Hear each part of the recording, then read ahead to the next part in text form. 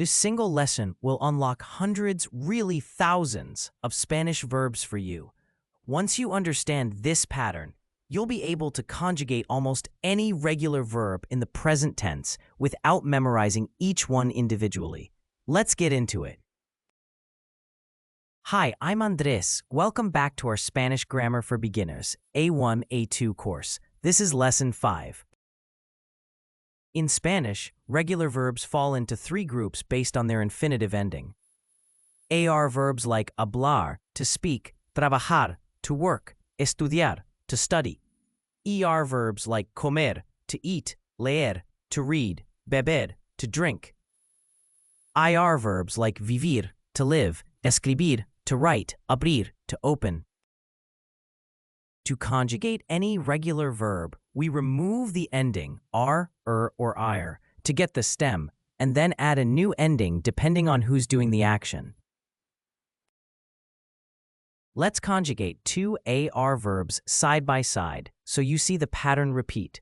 Hablar, habló, hablas, habla, hablamos, hablais, hablan. Trabajar, trabajo, trabajas, trabaja, trabajamos, trabajáis, trabajan.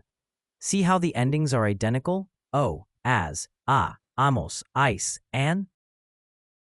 Once you know this pattern, you can apply it to any AR verb. Now ER verbs, comer, como, comes, come, comemos, coméis, comen, leer, leo, lees, lee, leemos, leis, leen. And IR verbs, vivir, vivo, vives, vive, vivimos, vivís, viven. Escribir, escribo, escribes, escribimos, escribís, escriben. Notice how similar ER and IR verbs are. The only real differences appear in the nosotros and vosotros forms. Imos, eis for ER, imos, is for IR. Let's use several of these verbs together in natural sentences. Yo hablo español y un poco de francés. I speak Spanish and a little French. Tú trabajas en una oficina. You work in an office. Ella come pizza los viernes. She eats pizza on Fridays.